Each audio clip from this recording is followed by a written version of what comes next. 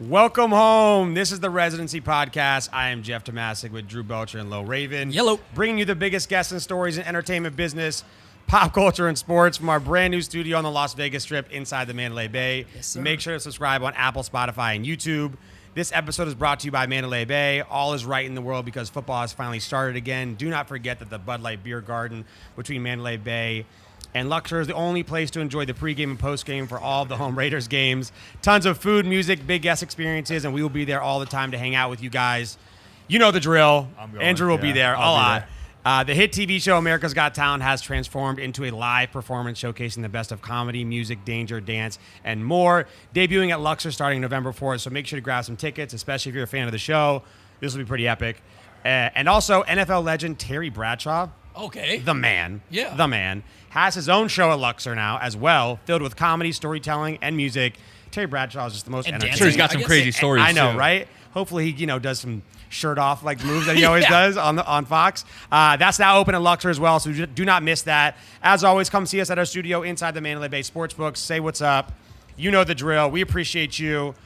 It's Friday. I love Friday. I love recording on Friday. This Yeah, is like it's the best feeling. We're feeling good. As always, another amazing episode. We have UFC Hall of Famer, proud dad, podcast host, entrepreneur, the California kid. Wow. URIJAH FABER. Welcome to the show, man. Welcome, Hey, man. thanks for having me, guys. What's going on? Absolutely. Well, He's got some candy energy going right now, so Oh, this man. show is on the way up. I can do a little candy. I literally had 2 cups of coffee and I don't really do coffee and had some candy, and I don't really do candy because I've been rushing today. So you're Yeah. fired up. So, yeah. I'm in a weird spot. Good, because we're gonna try to get some stories and We add get a little jitter break. add another tally to the list of guests that can kick all of our ass. 100%. Absolutely, dude. 100%. I'm trying to sit on the other side. Lowe's right next to him. If he gets mad, that's Lowe's the We're first one like who's 3 getting weeks smacked. in a row of people that can just whoop our ass. Yeah, for sure. There's a weird part of that kind of scenario where you can have some girls, especially in Vegas. We just ran into Claudia Galdega, but you guys could probably have quite a few girls in here that could whoop all your ass. For sure. We've How's had a that few. feel? We had Charlotte Flair on here, who for sure could whoop all of our ass. Yeah, 100%. WWE superstar, daughter of Ric That's Flair. awesome. I mean, I don't know if I want to go to a list of all the people that can beat us up to start the show off. Just the girls. Just the girls. There's a host full of beta boys getting our asses kicked by Yeah, every right? guest. Jesus. Unbelievable.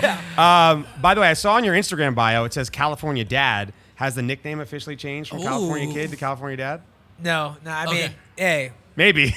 you can call me whatever you want. Okay. Just don't call me late for dinner. Okay, there you Hey, I like that. go. That's Okay. great. That's a good way to live. It's a good way to live. I mean, I think at one point, I think California Dad, I mean, that's a good nickname. I could like that. I like that. I like that. Yeah, We I can like take that. Yeah. The next evolution. A lot of people would call me that.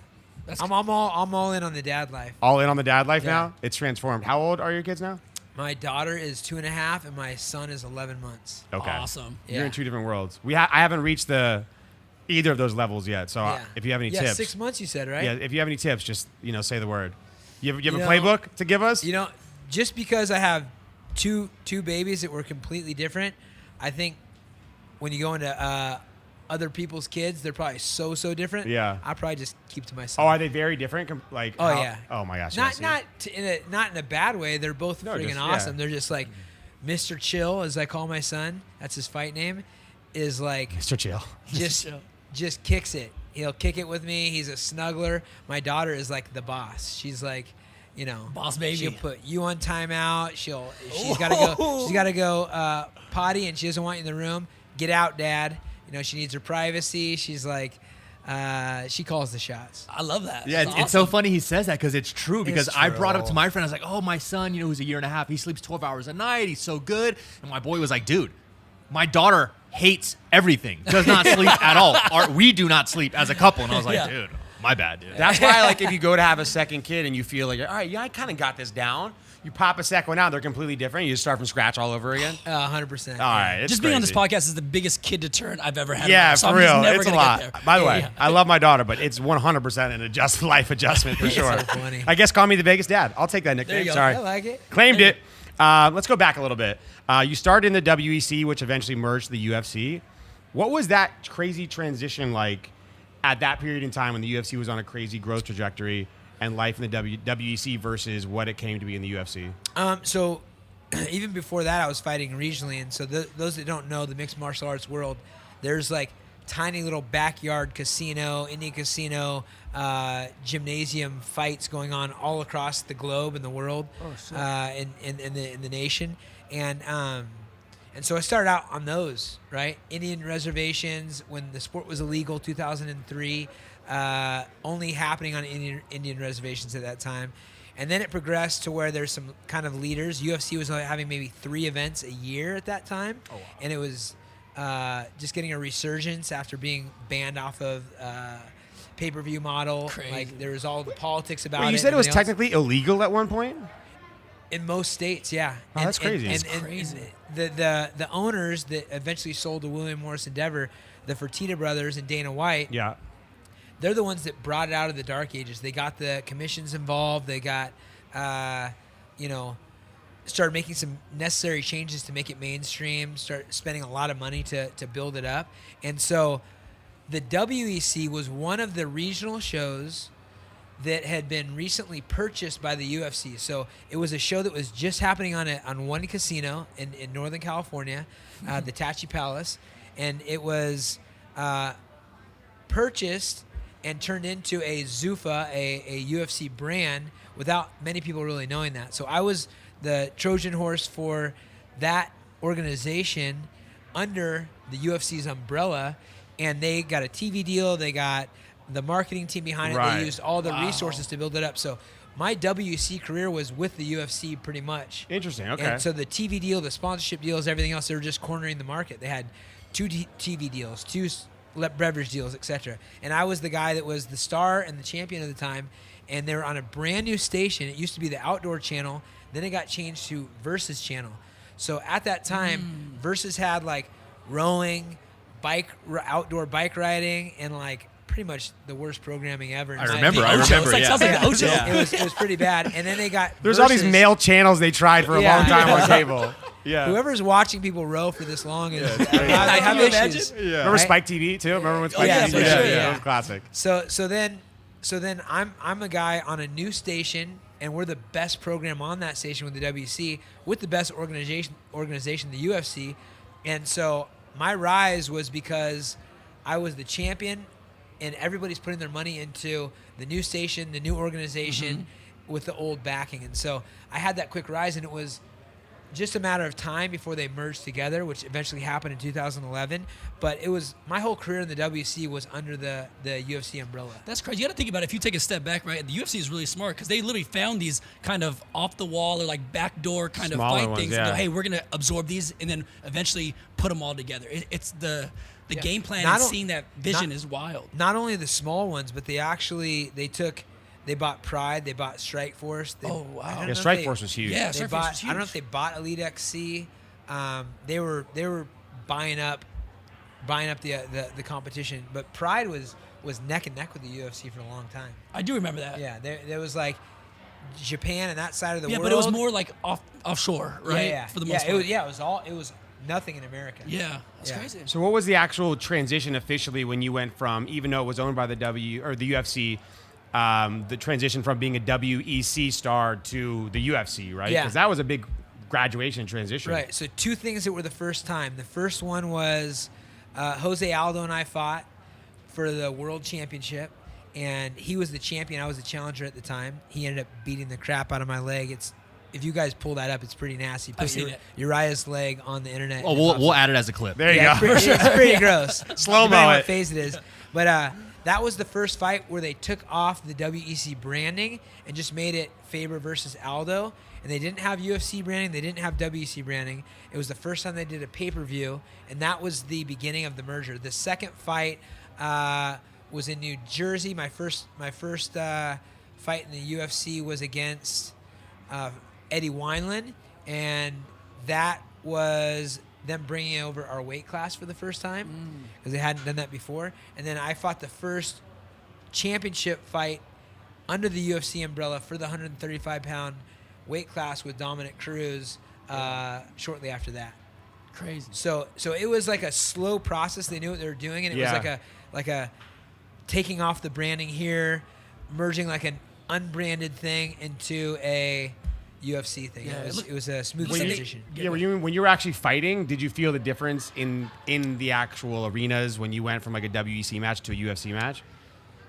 For me in particular, probably not. If you look at some of my biggest fights in the WC, I had sold out arenas. Yeah. And like, there's a clip of Rogan saying, "I've never been in an arena with a bigger response than this." I posted that the other day on my Instagram actually, and so it was a little bit different.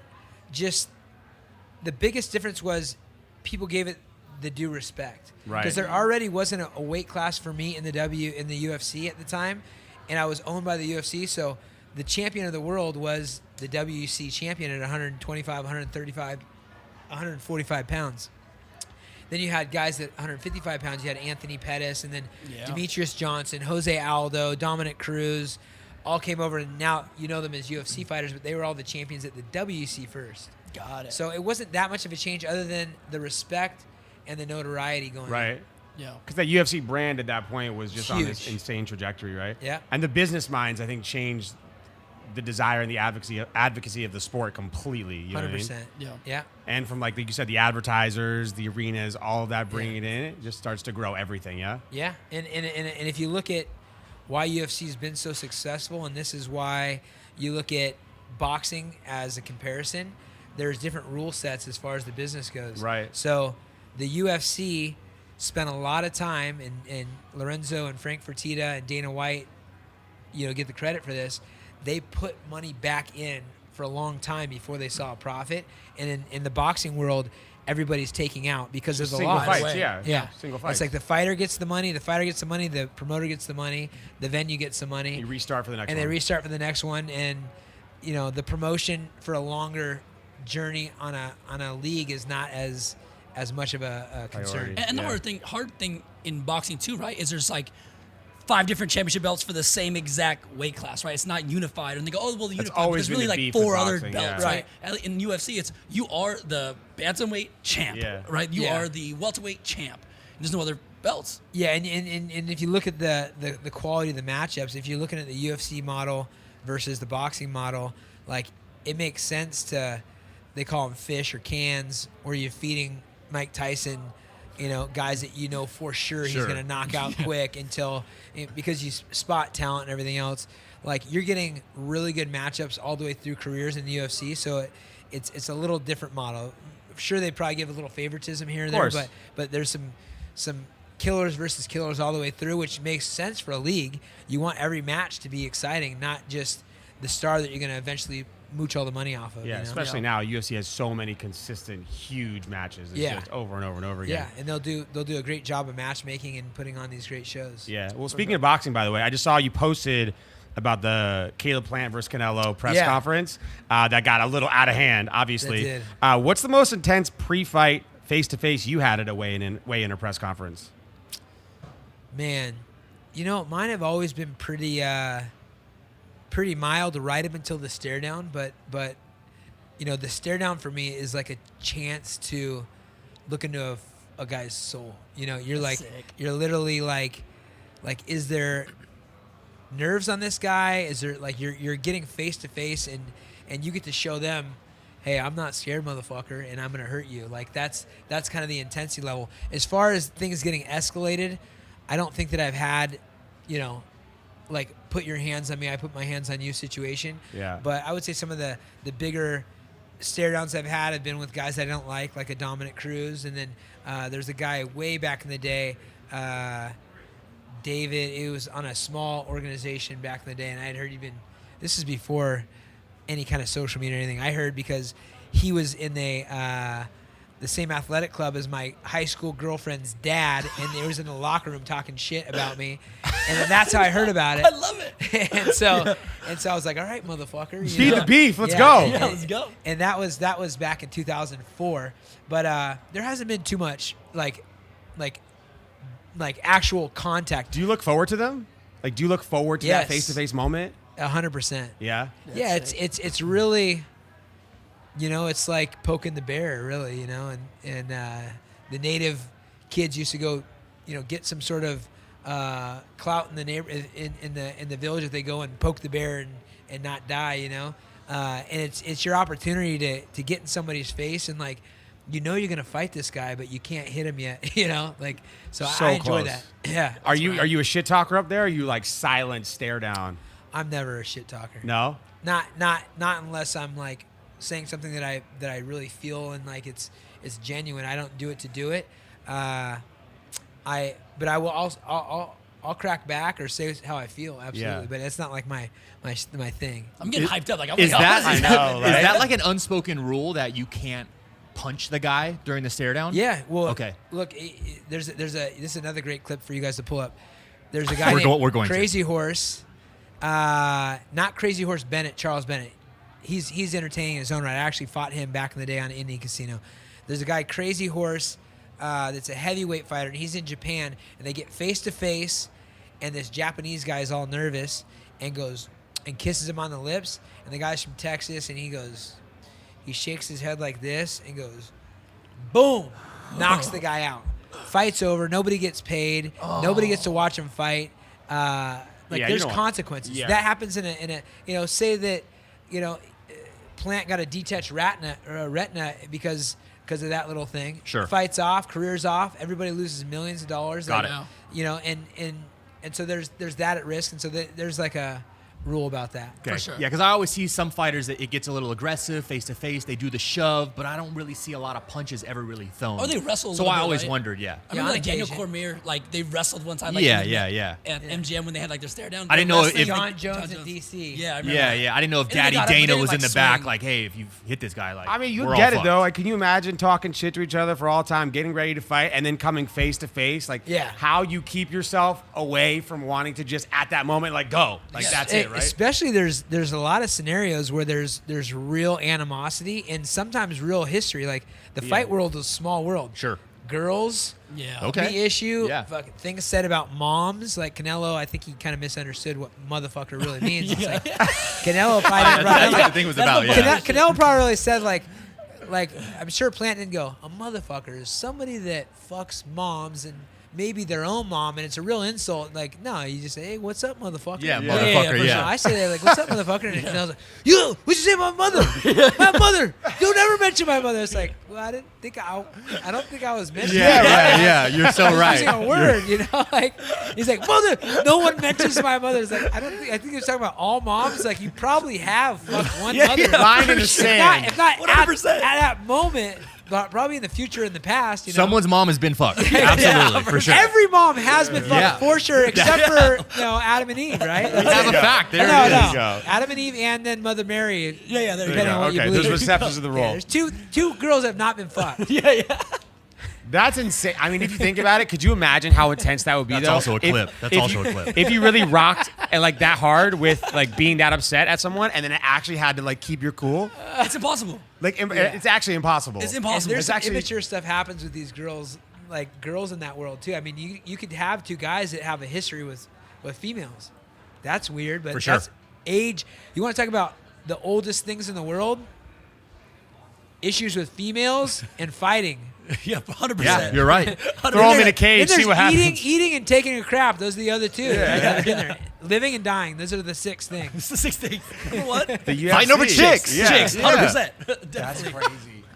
Actually, now You thinking see about there's like a list of like all the world wars and like things that have ever happened because of women, like Yeah. people guys fighting over chicks. facts. Females, man. Now they're just profiting off Females, of it, you know? man. For sure. Females. Is there like a written rule in the UFC where if you're the one who starts it, you take like a huge penalty and like the other guy gets paid, or is it like no, everything's off, no one gets money? I would like to think that there is, but at the end of the day, this is business. If the fight's not happening, then no 100%. one's making money. Yeah, no one's making money. And also, there's rules that are bent, If a Conor McGregor does something versus a guy who's making his debut Yeah, brand that new guy. ruins some stuff, but they can still make a ton of money off of Conor McGregor, they're going to find a way. You know what I Yeah. mean? They're going to fucking find a way. So, Makes sense. yeah, it's like Yeah. It's a fine line. they want to make It's money. a moving target. It's a moving Yeah, target. it's a moving target. Fair Yeah. enough. Well, so by the way, you and Conor McGregor have had a lot of history. Where does your relationship stand with him now? We got a good relationship. Yeah? Yeah, I mean, it's a relationship is what it is. Like, most of our communication is through Instagram and most of the time giving each other shit, but we have a good relationship. Yeah? That's Yeah. right. What do you think about his past few fights and what is upcoming for him possibly? Look, the one thing that people don't realize about Conor McGregor is that guy is doing things that nobody's done before on a bunch of different levels, including winning a belt in a weight class and then going up to another weight class and winning a belt, including going up 2 weight classes and then fighting, just calling his own shots on who he gets to fight. But he challenges himself. You know? for sure. There's been a few fights that aren't challenging.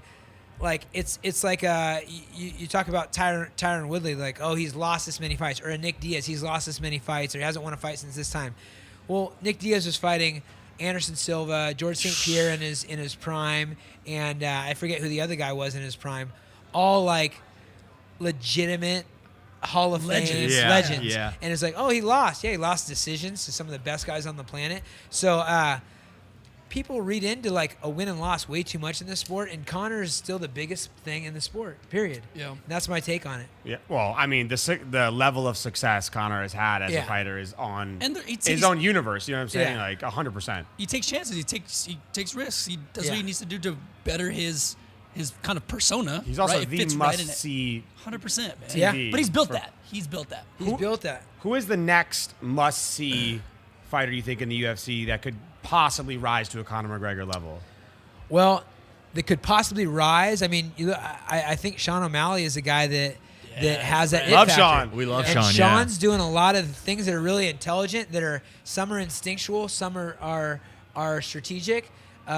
He's got the it factor, which you don't get to choose, right? And some guys got lucky, Sure, some guys sure. don't. You have know? or you don't, yeah. Yeah, and it's not about looks. It's not about personality or fighting. It's different for every person. Like Patty the Batty looks like Prince Pumperdink and like has the worst haircut People of all love time. him, man. Dude, He's he's the the best. best. And he literally like is catching his fire and intensity. Like people like that. It's not Yeah. because he's really really cool. Sure. I mean maybe he's cool. I don't know, but like He's he's just different. entertaining. Yeah. So Sean O'Malley, but he has to win. They can't be the one side only, right? Yeah. You have to He's perform, won. yeah.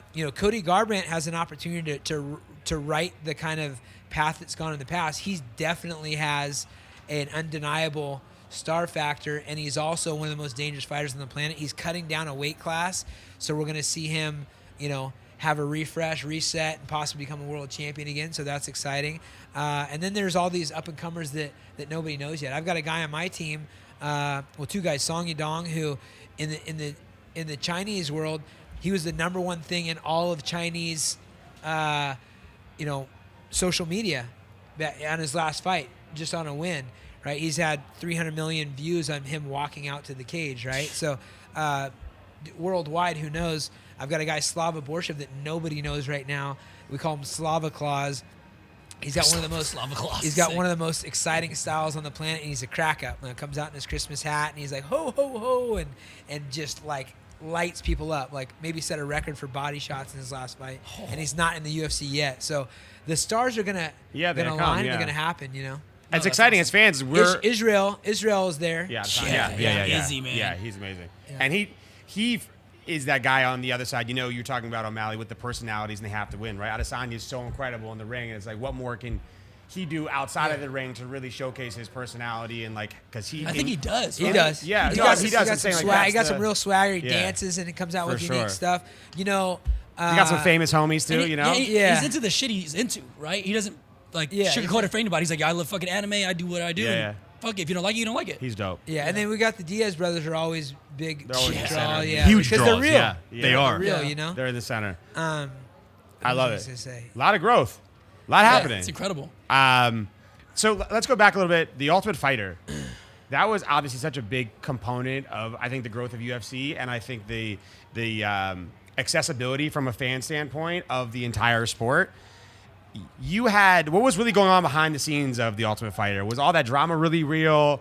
Was it is really important to the sport as we thought it was? What was that like for you? So, you mentioned Spike before, so I'm gonna give you Yeah. guys. I don't know how much you know on the history, but I'm like a connoisseur of the fight game, right? I know it I all. thought you were saying I've been connoisseur of there, Spike TV. right?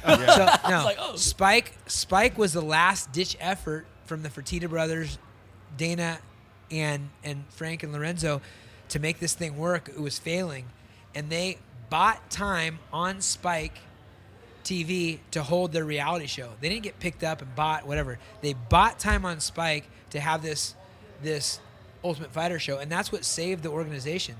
Lorenzo was just about to call it quits, $40 million in or whatever, and said, you know what, call Dana back, one last shot at this thing. Let's do this TV show. And that's why the Forrest Griffin is a made man in the sport. Right. Yeah. That fight between him and Stephan Bonner was iconic. They played at the beginning of every big event. It's the final piece that made sure the sport didn't die and it grew. So it's been a huge part of the success of the UFC, and I've been on there multiple times. So there's one time I was there in 2010 or 11 with Dominic Cruz. The first ever live event was 3 months long.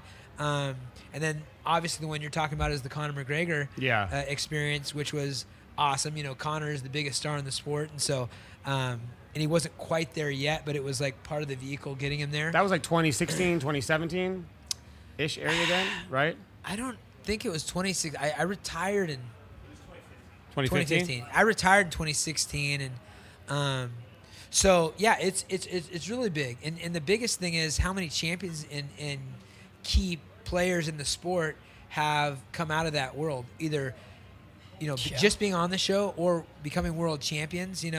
Rashad Evans and the list goes on of all the guys that have come off of that show. Yeah. We got Mike Mav, who's most recently one of the guys that's having more of a bigger role. I see him on commercials now, and he's doing commentary, and he's moving to multiple weight classes and stuff. But there's all sorts of guys that have come out of that, and then it's a great showcase for the personality. Like, fighting was a real brutal thing back in the day, where it's like, these guys are no rules, no holds barred, fighting in a cage like animals, and really that humanized the sport.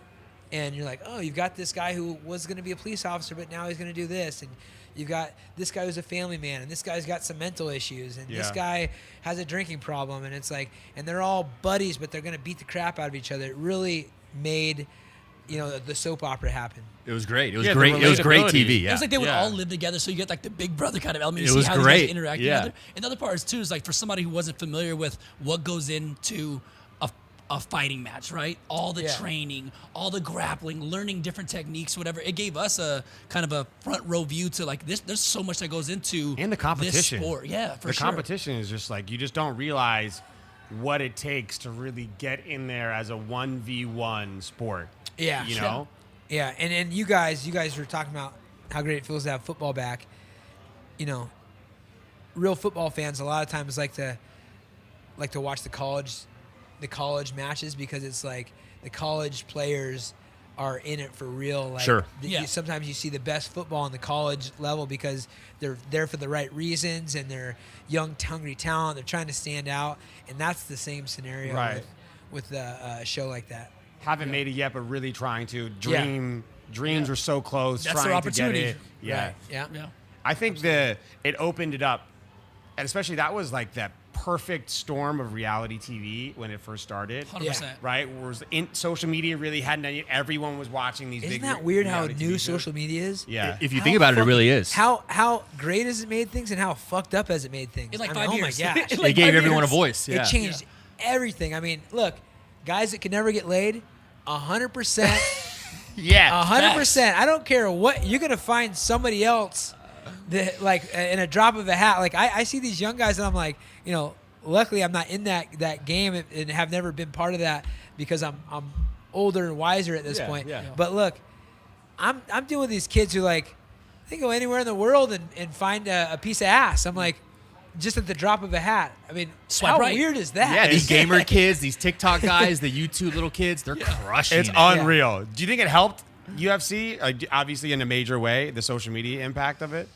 I think it's helped Everything? everything, and it's Yeah. also hurt a lot of things. The thing that's hurt are kids. Sure, Yeah. sure. It's hurt kids and people that already are having issues with self-confidence and that kind Absolutely. of thing, because the mortality rate, the suicide rate for kids like under the age of 10, and like there's some real weird things happening when you have a vehicle to talk shit or break someone down without a real consequence. 100%. In my day, you wanted to say something to my face, You had to actually come you say can come to it. my face. Yeah. You could crank call me. That's fine. But if I know who you are and we see each other, it's Show on. us your house. Right? I don't recommend that, by the way. Yeah. You get some hands. Stupid move. Yeah. Yeah. So It's changed a lot. It's really weird, and it's cool in a lot of ways. It's good for business, but it's in a lot of ways bad for people. Do you wish you had had it earlier No. in your career? Or are you glad you didn't? No, I was at UC Davis in college, and my dad had bought me. No, he hadn't bought me a pager yet. I had no phone except for our house phone. Like, you pick it up, 2002, 2000. You have to explain 2001, it. 2002, It was on your wall. If you don't, if you don't plug it into the run wall and that. everything else. And so my dad could never get a hold of me, so he got me a pager. And I was like, Pop, I'm not gonna have a pager, man. I'm not wearing a pager. Come on, I need to get a hold of you. I can't get a hold of you. You know, we didn't pay our phone bill, so like the phone doesn't even work at our house. He can't get a hold of me. So then he bought me a cell phone. I'm like, I don't want this friggin' cell phone. Yeah. Now I'm like addicted to the friggin' phone. I Sure, can't put it sure. down. Yeah, you have an And Apple Watch on now. there's- Now you're yeah, it's Apple Watch. connected in I'm every like- way, you know? Yeah, so I'm literally like, I wish it never would have happened, but at the same time, it makes life so much easier. Yeah, for Definitely. sure. Yeah. Definitely. I mean, it's a good transition. Yeah. Not going anywhere, that's for damn sure. It's only No, going to it's get getting worse. worse. It's not going It's only going to get worse. Obviously, between The Ultimate Fighter and your time in the UFC and just in this world for so long, and you're in the podcast world now, Joe Rogan, do you have a great story with Joe Rogan? How's your relationship with him? Man, it's a really good relationship. Great. Actually, he was just out in Sacramento, and I didn't want to bug him for tickets, and I posted something, and he's like, bro, just hit me up when you want tickets. I'm like, I've been the guy where everyone and their mom's coming at me for tickets. sure. And so Yeah. I'm like, I'm not doing that, you know? But it's really good. And I've been on a show a couple of times. The first time I was on a show, it was in this little office back in the day, and I can divulge some stuff about my family, my brother, and he's like, bro, because my brother had a breakdown at one point, you know, and he's like, are you scared that's going to happen to you? I was like, no, I'm not. But thanks for that. Thanks for bringing it up, man. That's good. But, no, I mean, I think Joe Rogan is. There's another scenario where he was talking about buying our team, my team. He really liked our team and liked the way it was put together. And him and the guys from On It were talking about purchasing the team. And at the time, it just was, you know, it wasn't something that was going to happen, etc. And we had a conversation about that because, you know, when they were talking about buying it and it didn't happen, and then he's doing commentary and I didn't like something he said, and I'm like, hey, bro, and I, you know, like, hey, why would you say that? And like, hope it's not because of this. And he's like, and we just had a conversation one-on-one as you Yeah. would have in the old days. Yeah. Yeah. And he's like, bro, he goes, you know, the reason I have FU money is so I don't have to worry about anything for money. He goes, I would never do something because of this or that. And so Right. I've always taken him as a real genuine guy that is a good head on his shoulders, fucking hilarious, and I like that he doesn't pull any punches. His comedy show the other day was hilarious. He's got no filter. Hilarious. It's good. I haven't seen his stand-up. Have you in live? No, the last one it was here. Was Yeah. it like a month ago or Yeah, with something? Chappelle. Yeah, no, I didn't go. Dude, it was funny. He touched some really funny subjects. They wouldn't let us bring our phones in. Anybody in the Of whole course. arena. Yeah. I had mine in there. There you go. There you go. Okay. When you some know strings. people. Pull some strings.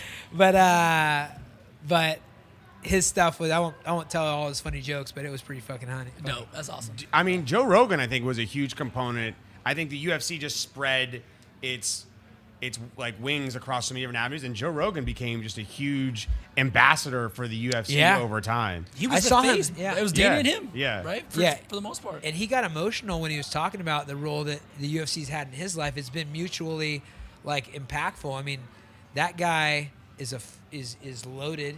He gets to do whatever he wants. He's literally watching a sport that he's like truly passionate about, making people laugh, gets to make his own schedule, you know, meets the coolest people. I mean, he's rubbed shoulders with the most influential, powerful people on the planet. No question. Insane 100%. podcast, yeah. Which is awesome. No Yeah. question. The most ridiculous podcast story of all time. He just Yeah. became synonymous with podcasting and in then general. does what Yeah. he wants. He'll get you to listen for 3 hours. Yeah, it's, nothing. It's wild. It's funny because I sent this to my buddy the other day, and it's I got a pitch. There's something called flow wrestling, flow grappling. They have all these different flows that is like a big company now.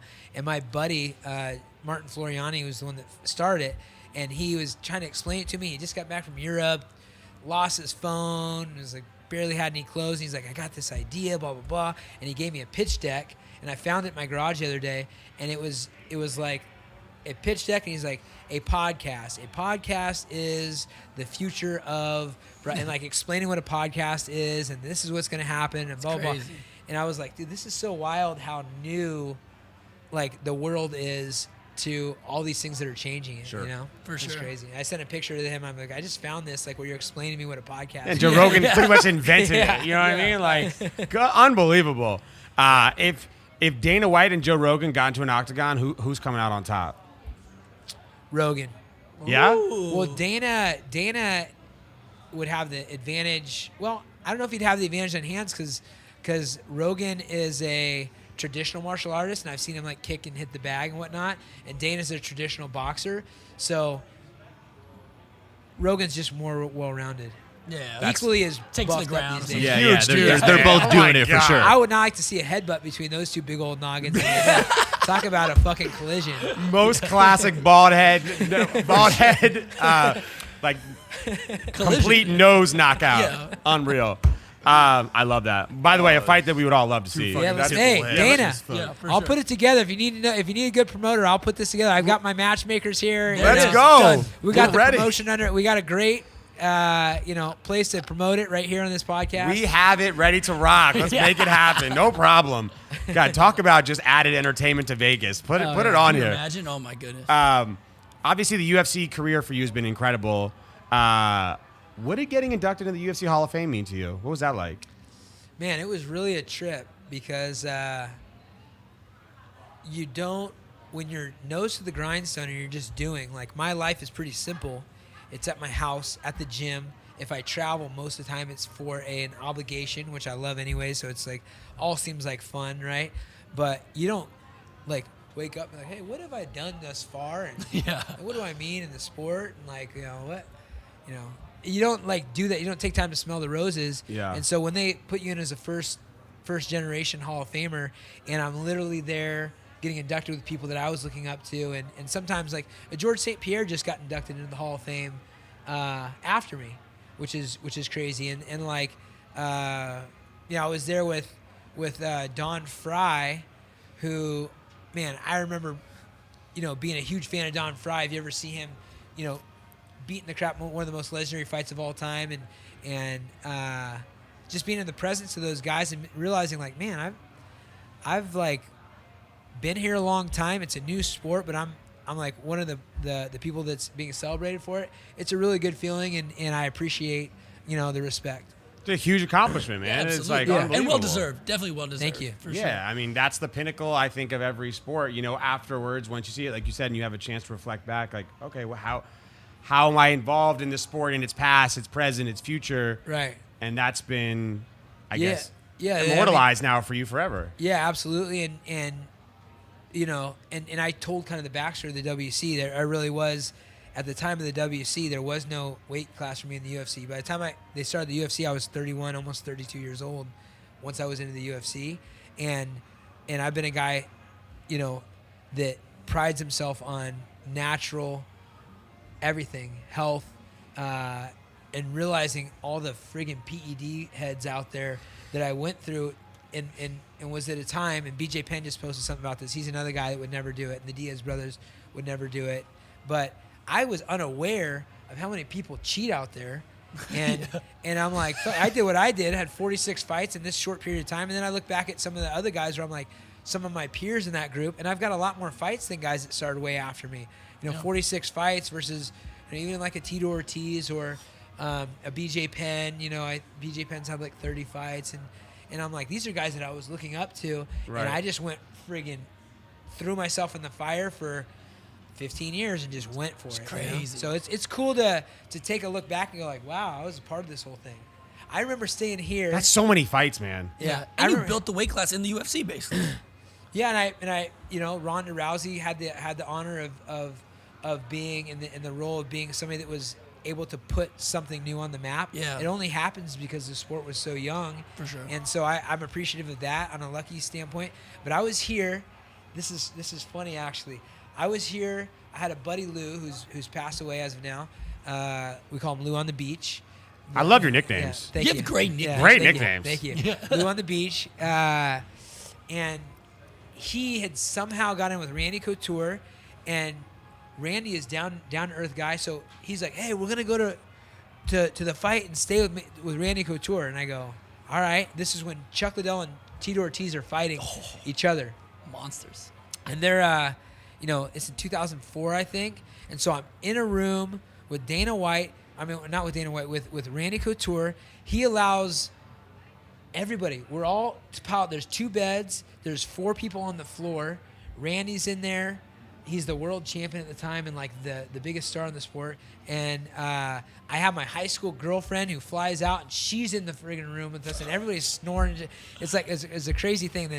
Then the Chuck and Tito thing happened, and I go and I train with Dan Henderson. This is 2004. We're all in the downstairs room rolling, and he's like, bro, your jiu-jitsu's terrible. And I'm like, well, I said, oh, you got a lot of weight on me, He's like, yeah, but Javier Mendez, he's or Javier Vasquez, he's smaller than you. His jiu-jitsu's good. I'm like, well, fuck, I just started, like, I'm remembering all these fucking memories of being in this hotel, having these iconic things happen, and I was like a nobody at the time. Right. To have it come full circle and be in the talks with those guys is really kind of surreal. In the Hall of Fame. So Yeah. You went from being in a room with 15 dudes on the floor, right? Yeah, To seriously. the Hall of Fame is crazy. Yeah. But at that time, it was like, Just do whatever it took to be in the sport, right?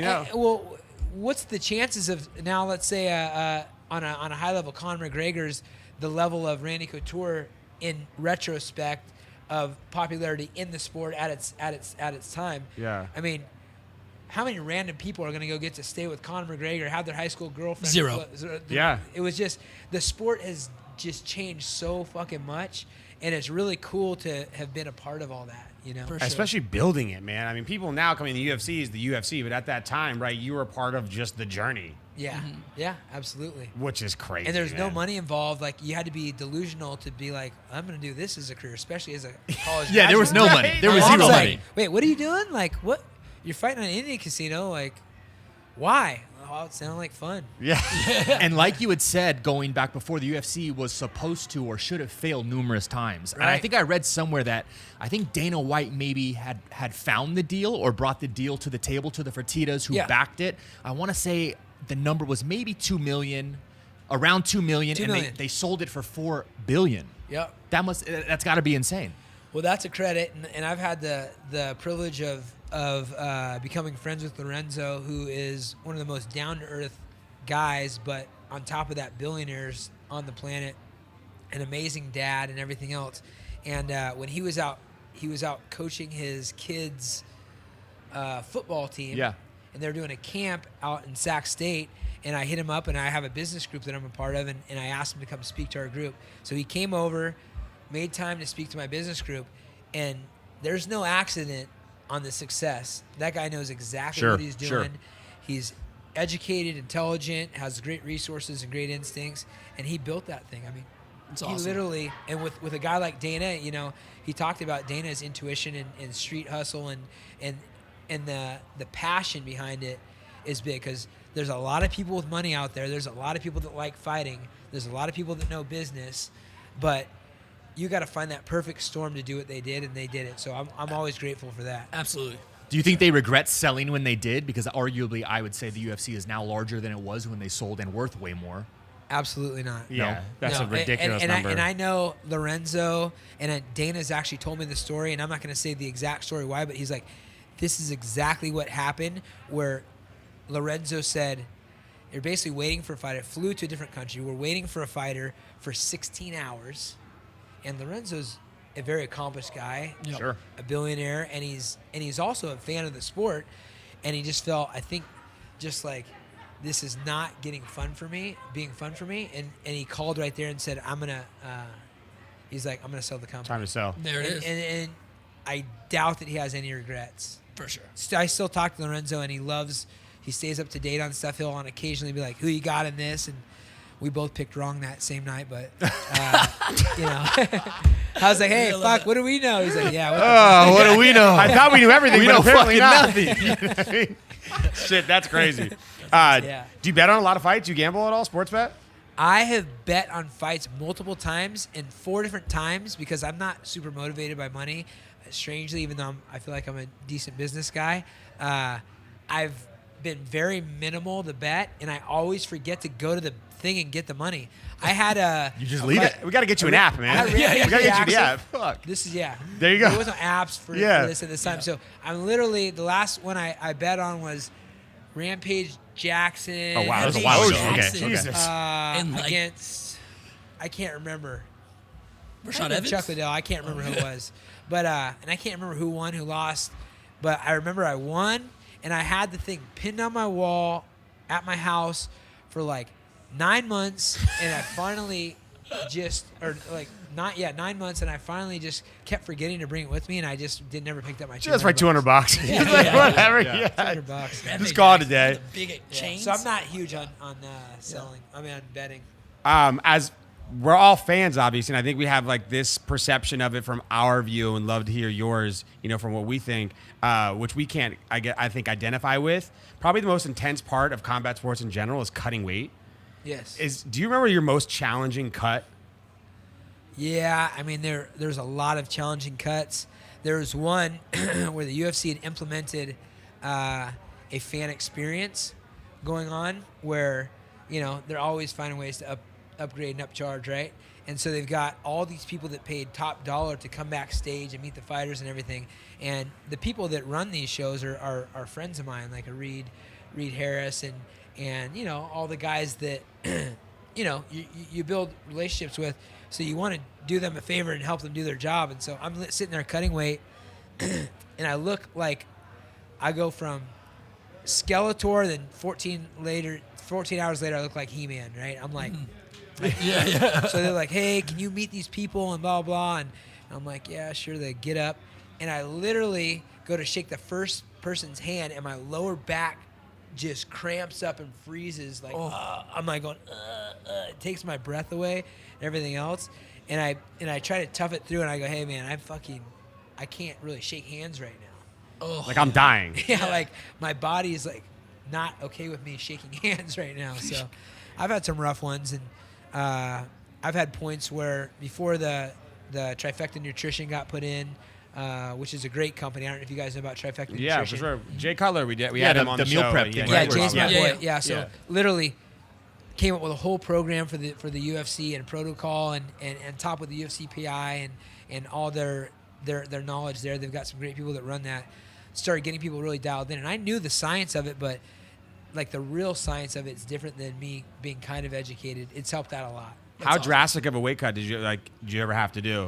So the heaviest towards the end of my career was, coming out of season, 162 pounds, and then getting into practice and sitting around, so 162, 163 pounds in good shape, and then gutting down to 135 pounds. That's so much. That's So a lot. That's so much 160 weight. is In what period of walk time? around. That would be a camp, so you'd be probably about nine weeks. 9 weeks. Yeah, 30 and then but the pounds. bulk of it's done the last couple weeks when you Yeah. do it properly, because you do the water cut and all that kind of stuff. So you get yourself into fight shape, which means eating a little bit less, eating a little smarter. You get the regimen squared away. I go from like 62 to like a 55 consistently. Then from 55 you're hitting 51, and then you're hitting 48 on occasion when it gets closer. And then you're going back up to 53, 54. Then the real cut is like the last 2 weeks, and then really the last week where you're cutting like 15 to 16, 17 pounds. Oh, in a week? Yeah, a week sometimes. Oh my God! matter And of that's days. is that just for the weigh-in? Yeah. Yeah. And then after the weigh-in, you can eat whatever you want and Rehydrate. gain Stuff however your much weight you want. Yeah. What's the weight gain? In 14 like? hours, right? Back up to, I've been up as heavy as 57, 56. So you're up like 20 pounds in like Sometimes 48 yeah, hours. Between 17 to 22 pounds. What are you eating? That's crazy. big for me. Well, you have to baby step feeding yourself at first. You have Yeah, to your eat body lots will of get food, shocked, then you yeah. have to drink a lot of stuff with salt, sodium, and potassium. They make it up for you. And then eat whatever I really want, like I'm craving at that time. And then it takes about 12 hours to start feeling normal again. And then you go have a big meal once your body's settled back in. It's just a crazy process, It's man. wild. I could man. never. It's just such a literally crazy wild. process. I could that, never. That last week is I mean, you just have that's a lifetime of training Last for week, that. but the last couple pounds That's the real hard part. Just horrendous. That's your like, It's a Skeletor. yeah. Super No, sucky. honestly, Yeah. I did a post like way back in the day of like me Skeletor, me He-Man, and like within a day's time, it's like. Yeah. It's crazy. fucking crazy, dude. I'm telling you. It's sick, man. My dad was a wrestler, and he used to tell me stories about his cuts, and it just like it was. And this is way back in Yeah. the day where they had zero oversight. or Probably anything. even worse back then. Yeah. I mean, actually, when I was a college wrestler, my first year in college was the first time they implemented the regulations for weight, and it was because the year prior 7 people had died cutting weight. Oh my gosh. Yeah, that's just Scary. way. Yeah, scary. That's so Yeah, insane. really scary. Yeah. Another boxing question for you. Everyone in the fighting community has an opinion on this new influencer boxing craze. Yeah. What do you think about Jake Paul and how he's changed boxing recently? I really think it's great. Here's what people don't understand, because people forget, which is so funny and weird. People forget that we're all humans, right?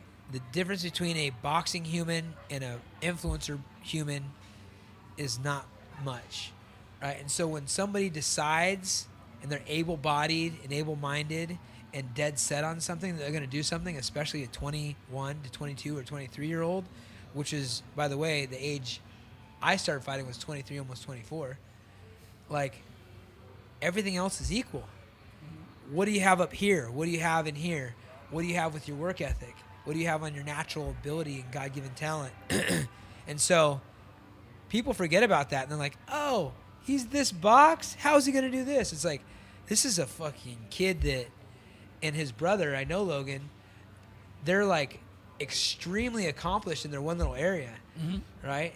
Which is, you know, kind of meathead dudes that have become, you know, heel influencers and creative, you know, content creators, and also having success from BFE Ohio in the entertainment world, Yeah. like getting It's on wild. Disney. Yeah. That's really, really hard stuff to do. Yeah. So you take that same mindset and self-belief, and then you add in a mean streak and a chip on your shoulder and a work ethic, and then the money to hire the best resources on the planet, you got yourself a fighter.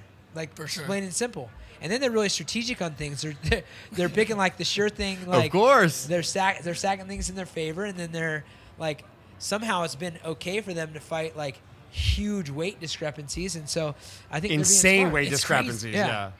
So I think it's great because it is reviving the sport a little bit, and it's creating competition, which is great for business of the fighter, like everywhere. Like, Yeah. there's options out there, and big options with equal as much clout and equal as much cash, and probably not as much self-satisfaction if you really look at it. The UFC is the NFL top dog of the world when it comes to the fight game, but the average guy doesn't know, you know, the fight game from the hole in the wall. For and sure.